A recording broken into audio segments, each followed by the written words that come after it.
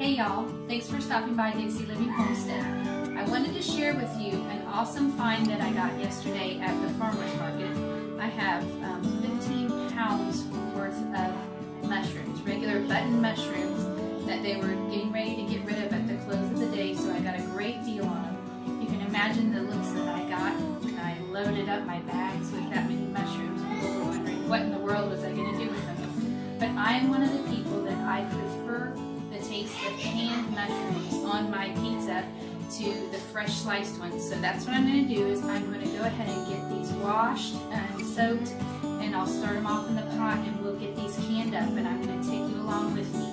If you've never canned before or you've not done mushrooms before, which is a low acid food, there's a great resource offered by the University of Georgia Extension Office called the National Center for Home Food Preservation Safety.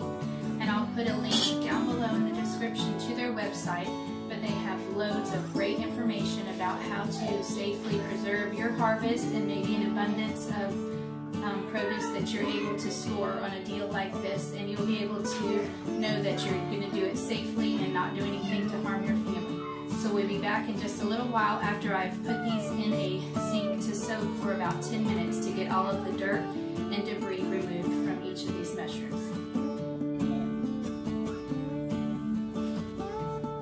Alright, I went ahead and filled this side of the sink with cold or cool water, and I took them out of the containers, of course, and put them in here. I gave each one a visual inspection, and I scrubbed them all off with a soft cloth, and they've been soaking in here for about 10 minutes. So I'm going to look at them again, and I'm just going to go ahead and begin to slice them.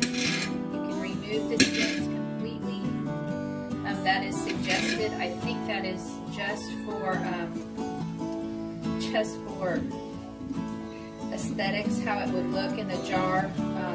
I love mushrooms so much that I want to enjoy the pieces and the stems, so I'm going to leave mine in there.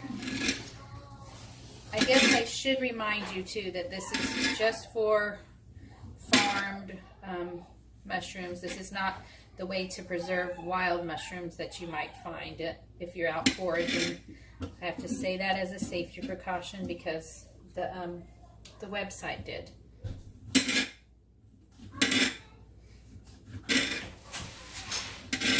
Hey bud, you getting ready for work?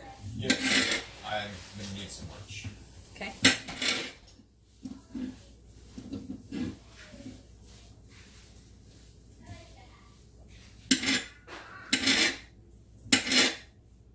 So I'm just going to go ahead and continue slicing these and put them in here.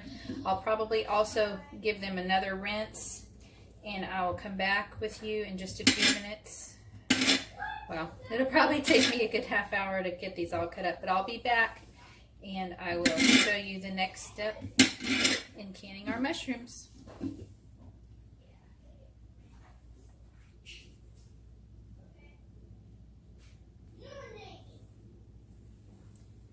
One thing I did want to mention is you will be inspecting these, and you're going to want to look on their underside and make sure that they're all still tightly closed. They're not splayed open where all their gills are out. And I know as a cook they always tell you never to wash mushrooms and definitely never soak them. But I'm pretty sure that would be for if we were sauteing them or using them in a recipe. But since we're obviously going to be canning them and they're going to be getting boiled and soggy anyway, then the soaking is not going to be a problem.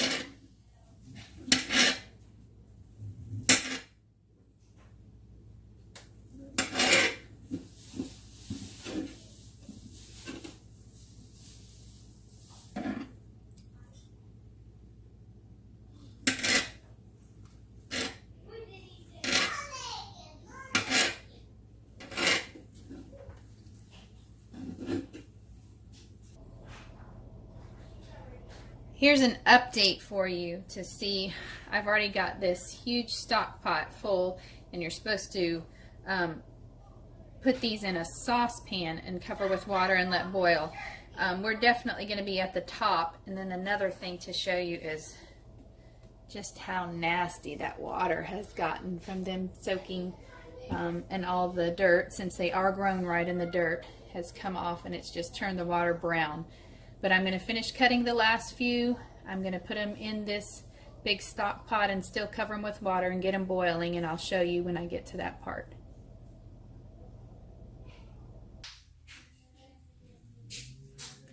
Okay, I just wanted to bring you and show you that I ended up, after I filled this huge stock pot to the brim with them and covered it with water, I still needed to use this other stock pot that I have as well. So we're going to see how these do. I got to let them go ahead and boil for about 5 minutes, and they are covered with water, and of course I think as they cook down that'll help a little bit. So we're going to cover these with lids and let them cook for about 5 minutes. These are a hot process canning, so that means we ladle the hot product into the jars, and then we'll go ahead and clean them off and debubble them and get them sealed and into the canner. So I'm going to go ahead and put the water in my canner now too and get it going.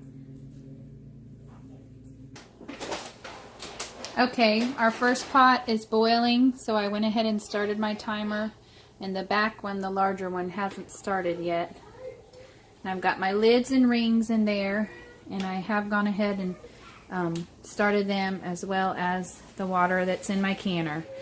So as soon as these are boiled, we'll be ready for the hot pack into the jars. And I am going to go ahead and turn on my electric kettle in case I don't have enough water from what they boiled in. Okay, the first one got done with the 5 minutes just as soon as the back one came to boil. So I'm going to go ahead and turn it on again for 5 minutes.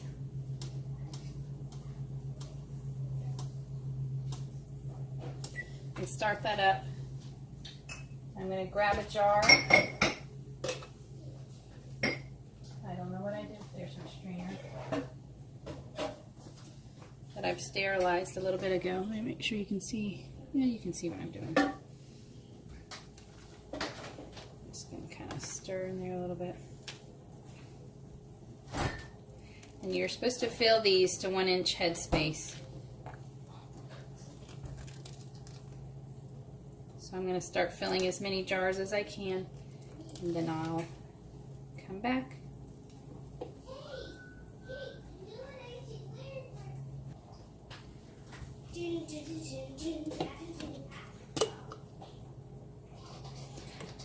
Because I'm not exactly sure how many jars to do, I have 1 canner load of 11 pint jars. You do process the pint jars for the same length of time as a half pint would be. And since I'm at almost 0 elevation down here, right at the ocean, I only do 11 pounds of pressure, but it's always for 45 minutes. And I'm sure it's a moderately long period because this is something that is a pretty good likelihood or danger of there being something in there. So that's why it cooks for so long, or processes for so long, to make sure everything gets killed off.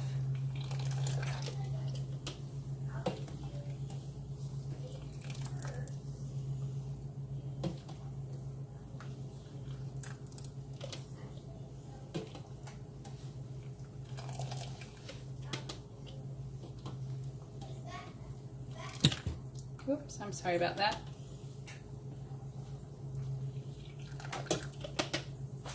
Hope you can see what I'm doing. Not really.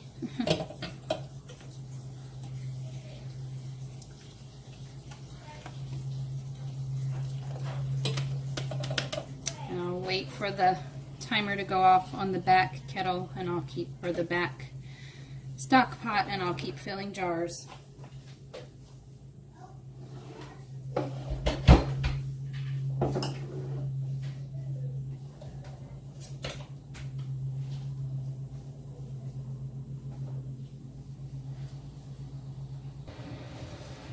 Alright, the back one is done. So I'm going to finish filling jars. I chose to can pints this time because that is just about how many mushrooms I would put into like 1 batch of spaghetti for our family of 8. Most of us, there are 2 that don't, but most of us enjoy mushrooms. So this would be a good batch. I like it pretty mushroomy. I thought about canning some cream of mushroom soup, but I decided I can always make that from these. And since I tend to be more of an ingredient canner than a recipe canner, I decided to can these by themselves.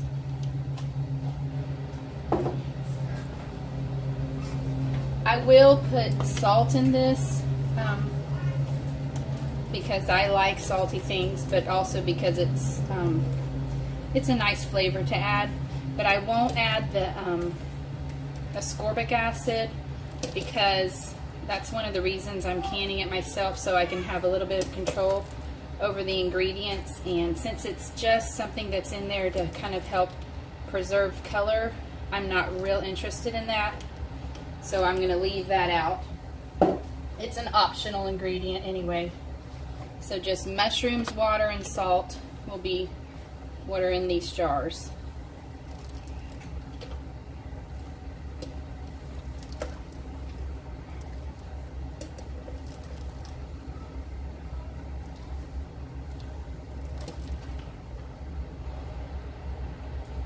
Whoops, that guy's a little full.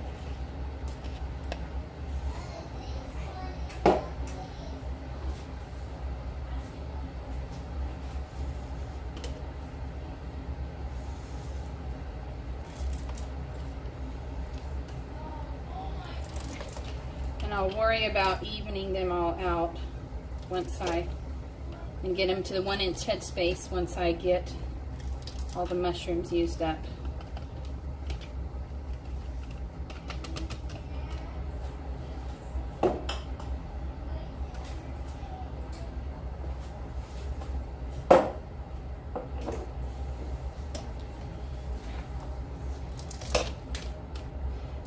Kind of noticed that mushrooms are one of those things like cilantro is, where you either really have a strong aversion to it or you really, really like it.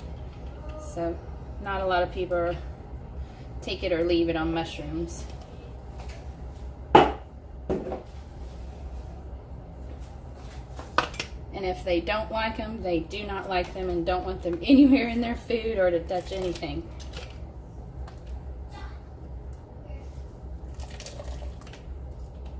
But I'm looking forward to having these in spaghetti, on pizzas when we do homemade pizza night, and also in some soups that I'll make.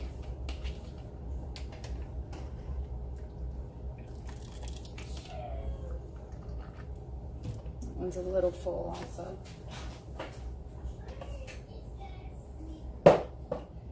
My canner holds 11 of these pints like this, but I'm going to put 10 in there. I need to finish this last jar, and then I'll see if there are any mushrooms left in the pot and if there's any room in any of the jars for more. And then I'll ladle the hot liquid in.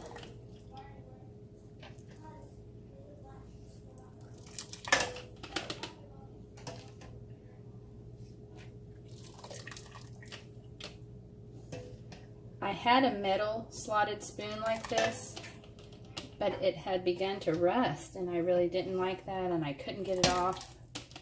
So although I hate having plastic, I think this is actually silicone rubber, but I'm happy with it.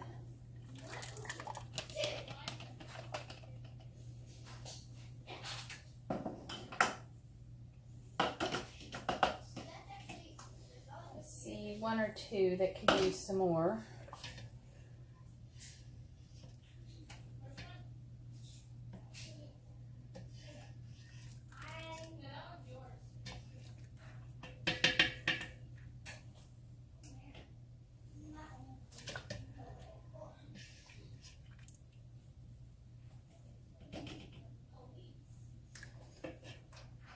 Okay, I'm going to get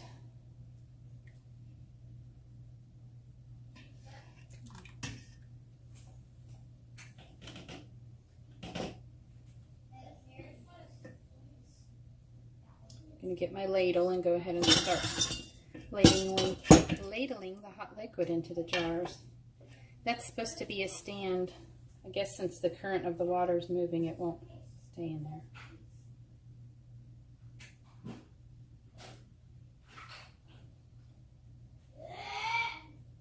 No.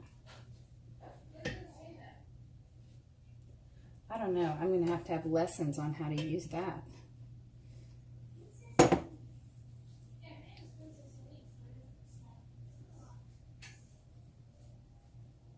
Okay, because the jars are hot, I'm going to have to move again.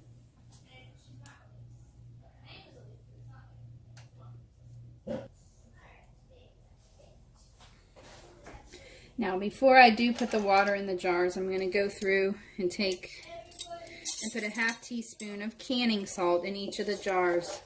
Yes, we do usually use real salt or pink salt, but because that does leave a sediment at the bottom of the jars that may look like dirt. Now, we're not entering these into any county fair or anything like sometimes, but I don't like to have the sediment down there. Plus, this also keeps it from getting cloudy when you use the salt that is specifically processed for canning.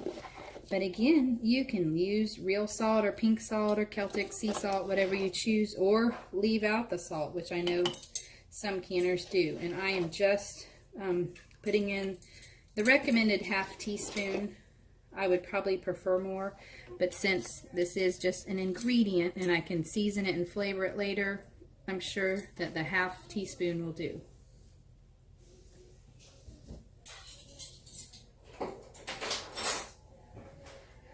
Okay, now I'm going to go ahead and start with the hot liquid.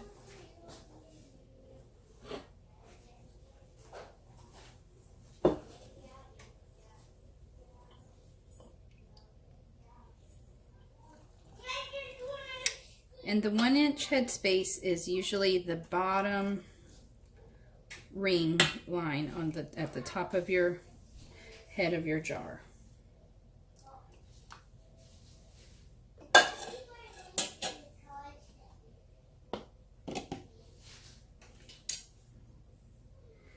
Push that down in there, and I'm gonna check it real quick. And yes, that's gonna be good. I don't check every single one. Once I get one right, I move on.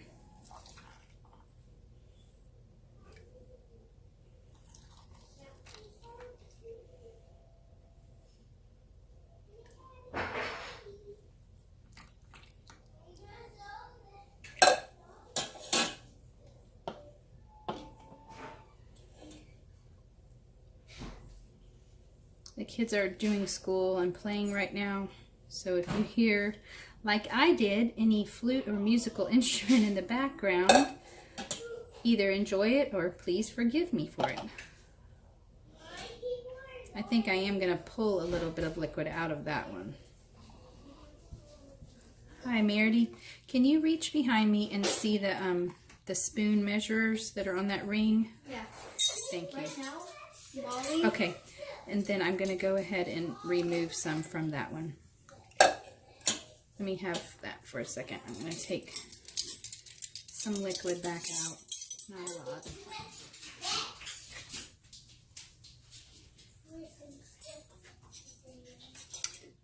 Okay. And I'm going to go ahead and finish filling the jars up to the 1-inch headspace. And I'll come back when I'm ready for the next step.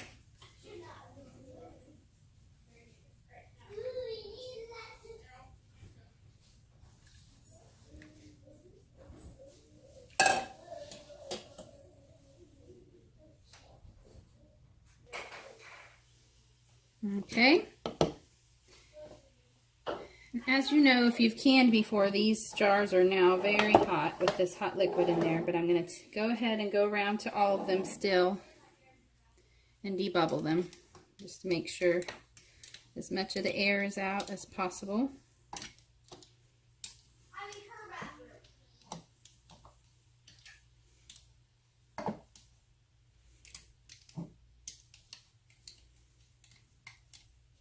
Some people pick them up and tap them against the countertop. But again, the jar is really too hot to do that. And also when it's hot, I feel like it's in a more fragile state, and I would hate to bust or break the jar.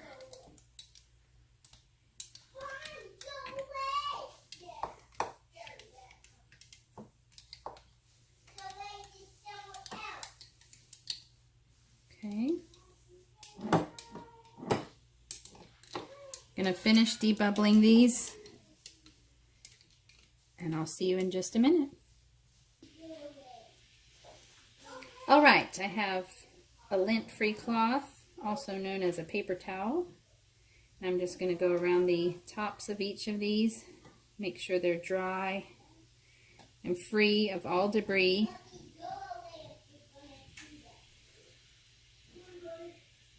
And of course my arm is in the way of what I'm trying to show you. Sorry about that.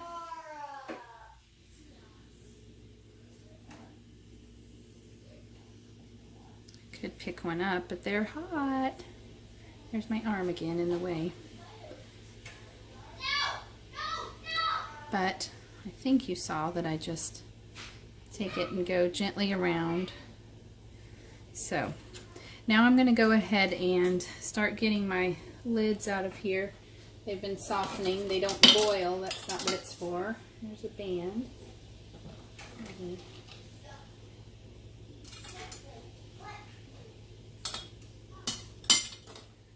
Place it on.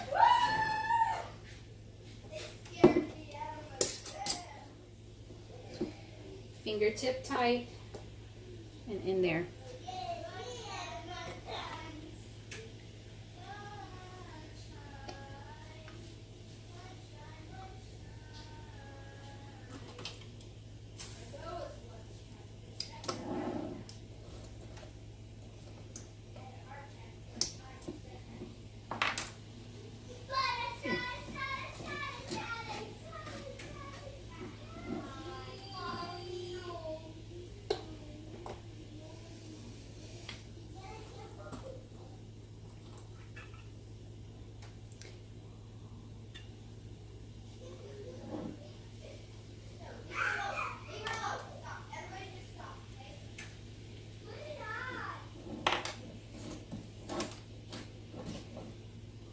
Ooh, that is hot.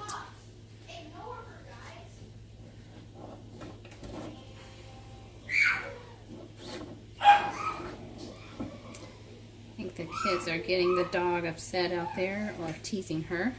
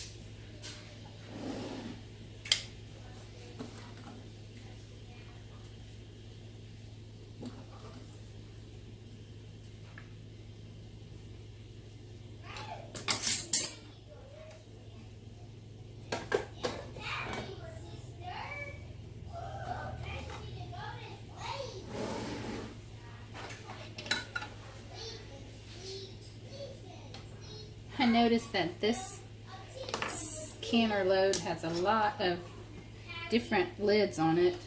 That's a variety pack or something.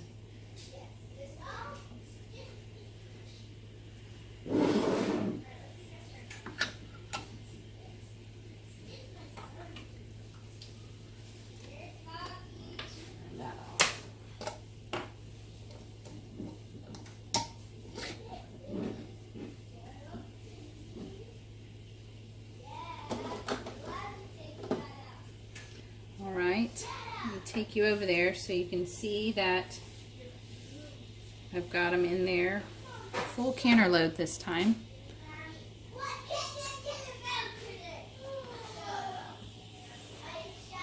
They're all in there, ready to go. I'm just going to go ahead and put the lid on now.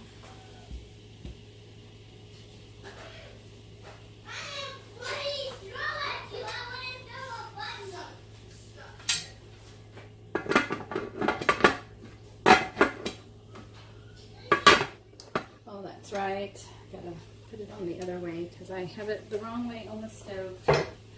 I'm left-handed and I can only turn it one way.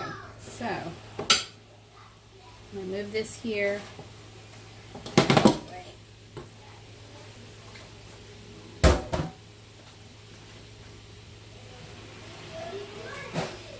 Okay. Now that'll be better.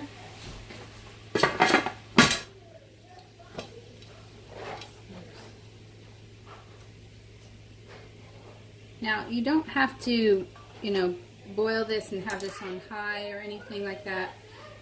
I have it on about 8 out of 10, and that always gets it up to pressure. It's a personal preference, I'm sure, but doesn't take any longer, and I like it to get it up there and then just to gently keep rocking like it's supposed to. But right now, we are waiting to see steam come up from the vent, and we're going to allow that to do that for 5 minutes, and then we're going to go ahead and drop the weight on. So I'll be back to show you the steam coming up.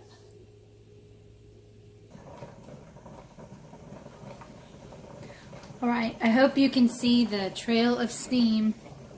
It's gently rising up steadily from the canner. It's not sputtering or anything. It's just a steady puff of the steam. I do see it through the camera, so I'm sure that you'll be able to.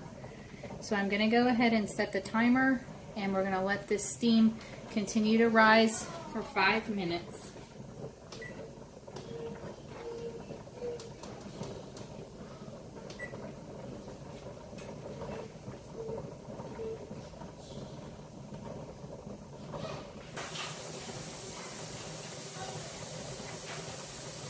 Just wanted to let you know that it is still venting, and there are about 5 more minutes left. I don't know if I said that before. You do let it vent the steam before you drop the weight on for 10 minutes. So there's about 5 more minutes left. I think I did say 5 minutes before. I think just because I was thinking of the weight, but yeah, there are 5 minutes left of the steam coming up. And then we will go ahead and drop the weight on. But yes, you do need to let it vent for 10 minutes. I can see that my lock has already popped up too. That's nice.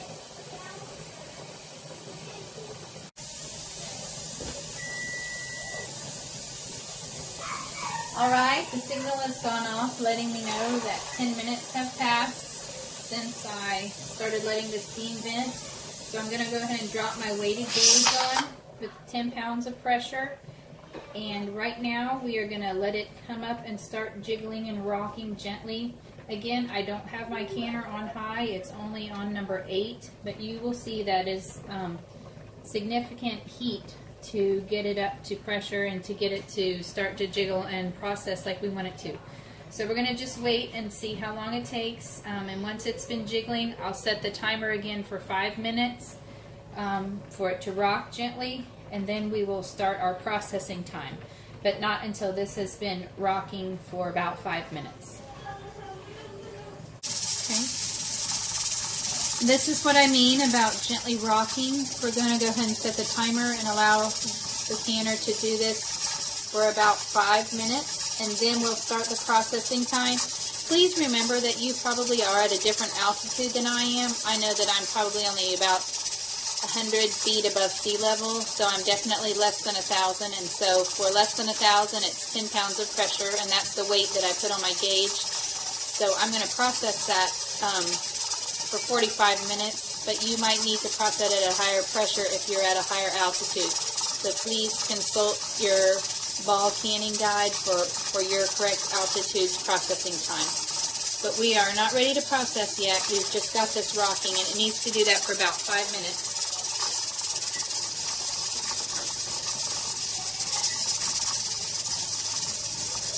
And then we will begin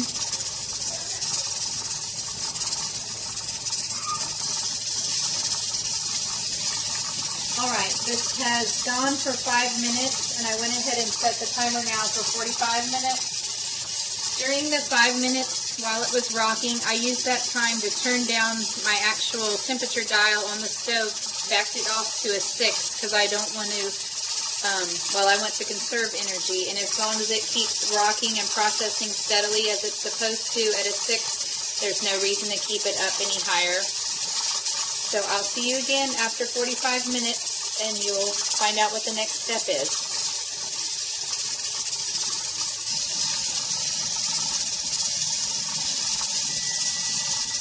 Alright, the mushrooms have processed for 45 minutes, and this is the most important part. You're going to turn it off, move it off the heat, and what you do next is leave it alone. Leave it alone. Don't try to vent the pressure. Don't try to open it. Don't try to take a quick peek. Just leave it alone. Leave the weight on and walk away. Don't do anything at all before this lock has gone back down.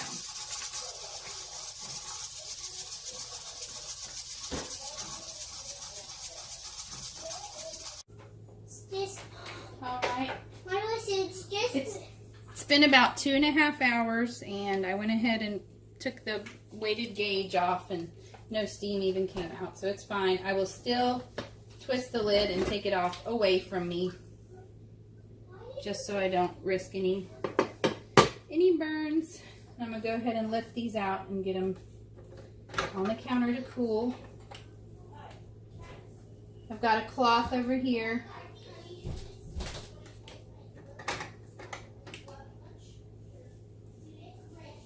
I'm trying to be careful not to tip them when I get them out, but sometimes to get under the microwave I have to. But I do my best not to tip the jars, because that is dangerous.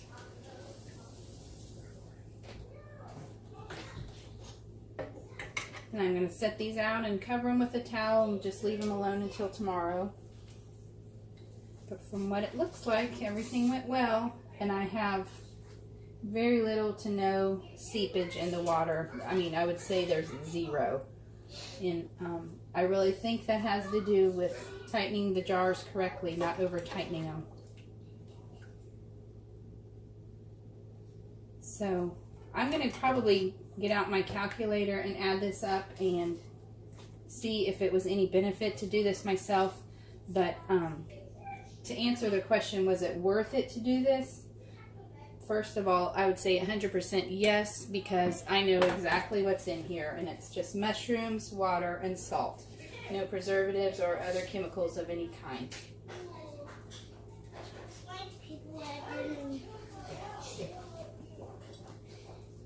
Mom, just keep the drafts off them. Can you get the rope off of this? Hey, buddy, just a minute. And here's the end result of our canning efforts. I just wanted to show this to you, that they don't discolor without the citric acid. But after you've let them sit out on the counter for 24 hours covered with the towel, you're going to want to go ahead and remove the bands from the top for storing. You're never supposed to store any of your canned goods with the bands on. And you'll want to go ahead and label each jar with the name of what's in there and when it was canned, so that you don't forget. Because I know I get so many jars of things that I can't identify that are dark inside. Now obviously we can see that these are mushrooms, but the labeling really will help. Or if you decide to give it away, it won't be a mystery to someone. I hope you enjoyed this tutorial on canning mushrooms, and please let me know in the comments below if you have any other questions, and we'd love to have you subscribe. Thank you for stopping by Dixie Living Homestead, where old times are not forgotten.